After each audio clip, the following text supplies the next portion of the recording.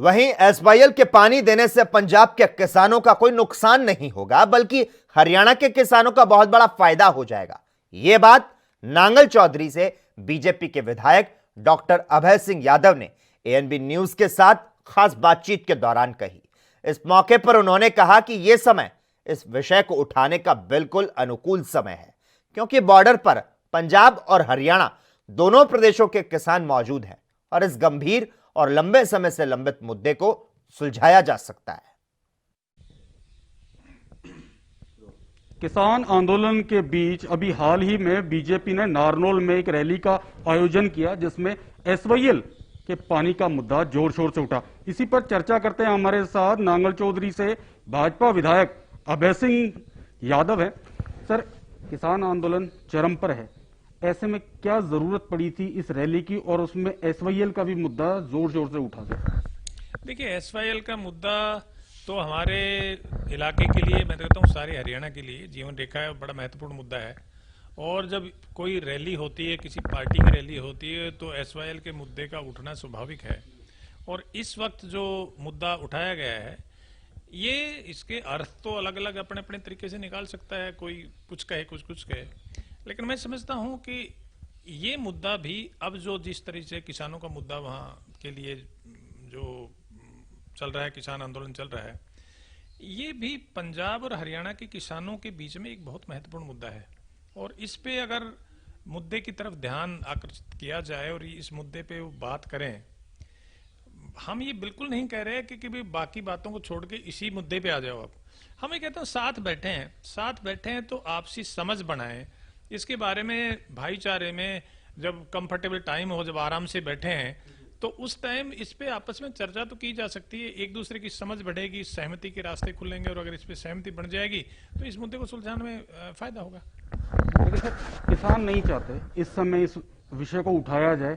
उनका बीजेपी पे आरोप भी है कि इस आंदोलन को भटकाने और किसानों को बांटने के लिए यह विषय उठाया गया। नहीं, इसको बताओ, आंदोलन कैसे भटकेगा या आंदोलन कैसे बटेगा? ये तो सिर्फ एक मुद्दा था जिसकी तरफ उनका ध्यान आकर्षित किया था।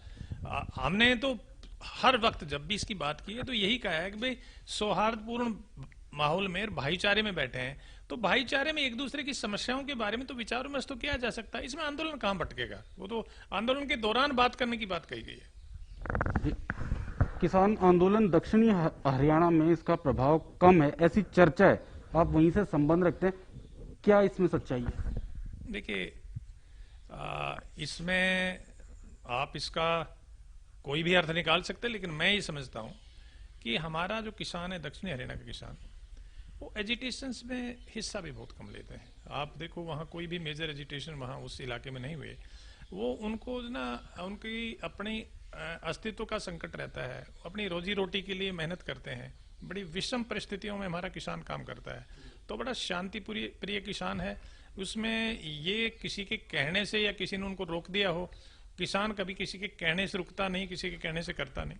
तो ये किसान अपनी मर्जी से उसमें हिस्सा नहीं ले रहे, तो नहीं ले रहे, इसमें कोई विशेष बात नहीं है। आपकी सरकार की पिछली योजना में सुप्रीम कोर्ट ने हरियाणा के हक में एसवाईएल के विषय पर फैसला सुनाया था।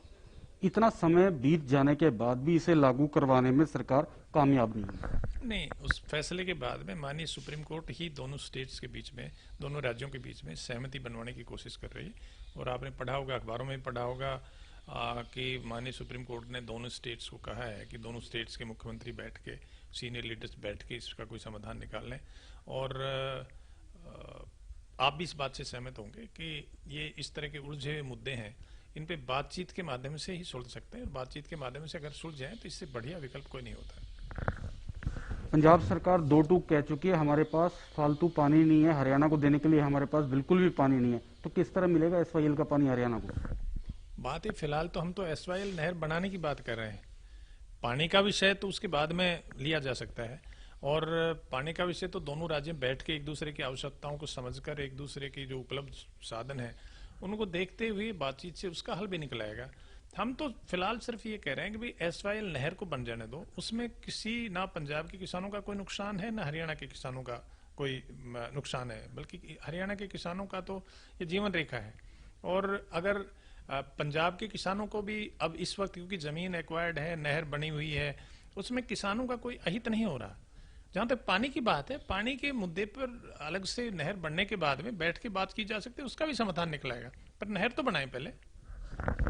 सर, एक समय ऐसा था जब केंद्र में बीजेपी की सरकार थी, हरियाणा में बीजेपी की सरकार थी और पंजाब में भी अकाली भाजपा गठबंधन सरकार थी, लेकिन उस समय में नहर को बंद कर दिया गया, जमीन जो है किसानों को दे दी गई, तो कैसे मिलेगा फिर पानी?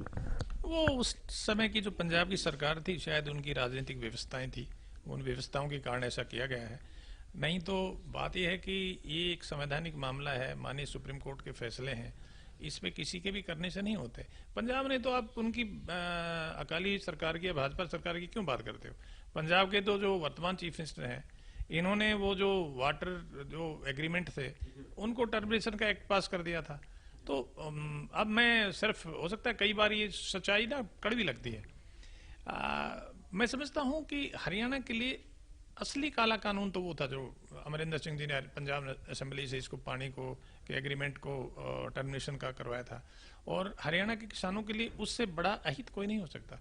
तो इसलिए ये तो राजनीतिक सुविधा के मुताबिक जो कैप्टन अमरिंदर सिंह जी को जो राजनीतिक सुविधा लगी वो उन्होंने सुविधा के मुताबिक कर दिया, उनको जो वो उस तरह में लगी उन्होंने कर दिया। लेकिन ये जो ना राजनीतिक कारण से ऊपर की बात है, ये किसानों के हित की बात है। तो हमने तो सिर्फ ये मुद्दा इसलिए उठाया है कि दोनों राज्यों के किसान बैठे हैं, बैठकर इसमें सहमति बना लें तो दोनों राज्यों की सरकारों के लिए भी ये सहूलियत रहेगी, फायदेमंद रहेगा। सहमति अगर आम जनता की सहमति हो जाती है, वास्तव में ना इसको अभिषेक जी भावनात्मक मुद्दा ज्यादा बना दिया, दोनों राज्यों की भावनाओं को इस मुद्दे पे भड़काई जाती हैं।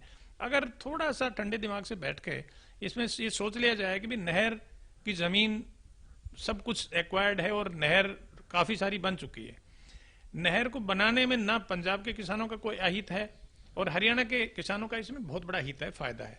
तो एक दूसरे के फायदे के लिए जो चीज उपलब्ध है उसको चालू कर दिया जाए, उसका प्रयोग कर लिया जाए। जहां तक पानी की बात है, पानी की बात पर भी बैठ के जो भी उपलब्ध साधन है हमारे पास, जो ग्राउंड की स्थिति है, उसको देखते हुए दोनों राज्य सरकारें बैठ के कोई न कोई फैसला निकाल लें।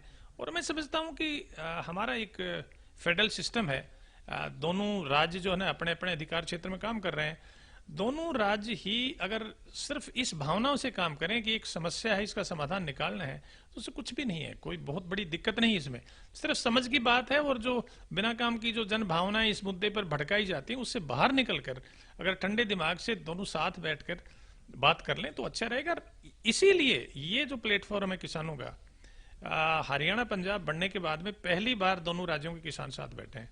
मैं बार बार यही कह रहा हूं कि दोनों राज्यों के किसान बैठकर एक सहमति बनाने का रास्ता प्रशस्त करें।